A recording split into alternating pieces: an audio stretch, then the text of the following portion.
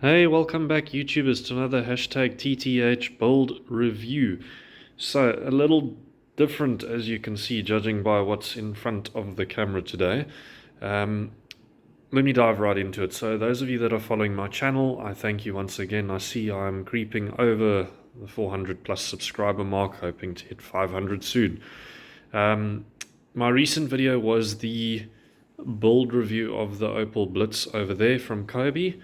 I'm doing this as a teeny bit of a change up for the channel, as I've said in the previous video. Apart from the tabletop wargaming and the models and bolt action and all of that, I figured it's a fun bit of a change up, change of dynamic, and still keeping with the historical factor.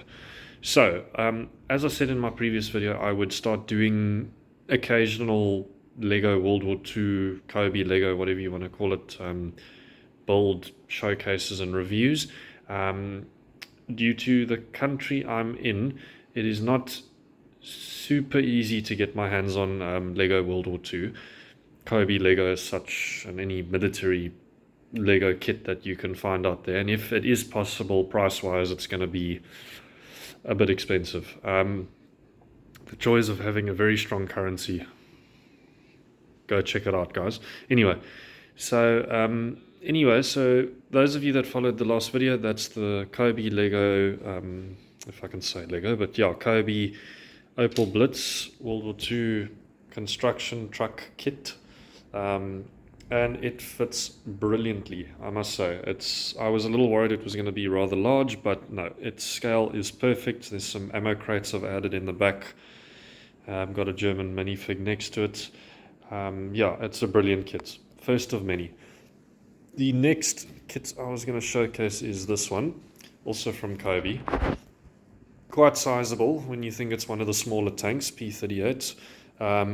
Early war, it doesn't really fall part of the mock. I just built this mock very quickly for display to be able to showcase these kits. Yeah, this is the P38 early war, but that's a small tank kit, guys, from Cobi. So those of you that are planning on getting into, just know that the tanks get bigger. So you can picture, if that's the P38 scale, you picture the Tiger or the Mouse or the E100, for example. They get bigger. The E100, which I've got in my garage, which I'll showcase at some point, actually fits basically this whole width of this road. Rather large. So before I carry on, the eclectic collection of Lego World War II I've got right here on this viewing video. So all the buildings are Lego. These two are from the medieval kits. The bunker, the sandbags, the weaponry, the figures are a bit of a mix. So there's a Korean company called Oxford. They started selling them at one of my local toy shops down the road, and they came out with military Lego for a short time, and then the shop unfortunately stopped bringing them in. So that's where this flak gun comes from, the minifigures in the grey. The Flak 88, that's where that one comes from, and then the Kubelwagen and a lot of the mortars and weaponry, and then these German figures over here, which I'll just get a bit of a zoom in, which are not too bad. They are not, one would think they look like Brickmania products. They're not. They came from, a friend of mine ordered them from Amazon for me. He knew I was getting into this at one point and said, hey, I'll order you something off Amazon. And it came with all the ones in the grey with some extra weapons and MG42s and that, which helped add to the set. I'm not entirely sure which brand they came from, but if you go onto Amazon, there's some nice packs of minifigs that you can get. Anyway, the bunker, the Jeep, and all the American minifigs here with their weapons, that's the Korean brand called Oxford. I'll throw the link down below. They not the greatest quality, but they look exactly like Lego and it fits. Cobi Lego is definitely 100 times thumbs up there because the quality there, and I mean even the okay, but smooth on here. It's a bad example, guys. But the tracks do run very well on these things. Again, the Opel Blitz, it's all fantastic. And then the crates and tank traps and barrels you can just add to your diorama, to whatever you're building, to add the thematical side to it.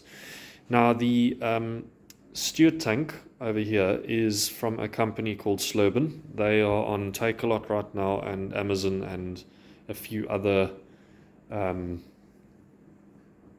online sites.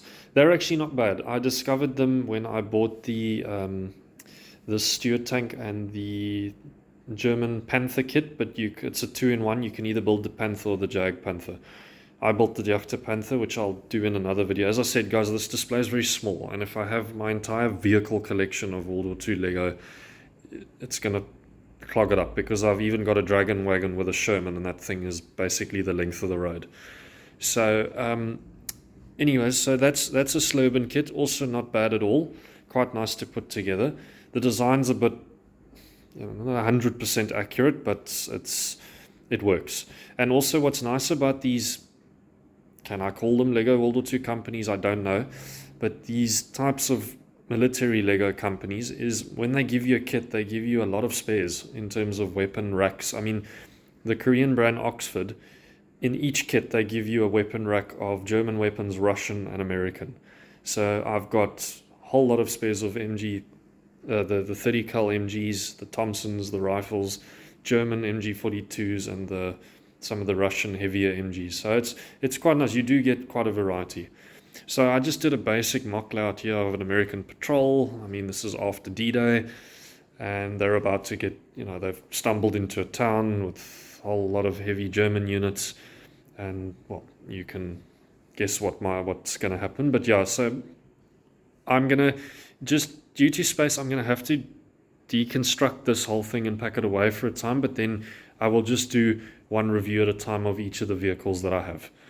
The diorama gives it a bit of a nice theme, but yeah, I fortunately have to make some space in the flat I'm in at the moment, so this is going to have to go for a while, but it will be back. And once I'm a little more settled, then I'm actually going to do a proper mock, build it up, trenches, everything like that. I'm just deciding whether to go for a typical D-Day theme or a village, and then I can just rotate the vehicles and minifigs that I have. But yeah, so I'll throw the links down below. There's Oxford, there's Sluban, and then of course Cobi, and they all seem to fit quite well together. It's just what I could get my hands on, what's accessible to me, and what's, again, as I said, what is easier to get. Right now on the Takealot site, I've managed to save 1 or 2 more Sluban kits that I'm quite keen to get, and then I'll showcase them. And then Cobi I will get as they get put on the sites that I can shop on. But yeah, a bit of a different review today, guys. Do apologize, things have been quite hectic. Those of you that live in South Africa will know about our power issues and load shedding. Those of you from overseas who are not too familiar, basically we have power cuts daily for a certain amount of time where we have no electricity for 2 to 4 hours. So that's why the videos have been slow and progress has been slow, but I will keep it going, I promise, guys. So stay tuned for the next video. It will either be a bolt action tabletop wargaming related, or it will be the next Cobi release or World War II Lego release. Otherwise, thanks guys, really appreciate the following and the support. Help me hit 500 subs and further, and as always, leave a thumbs up and don't forget to subscribe.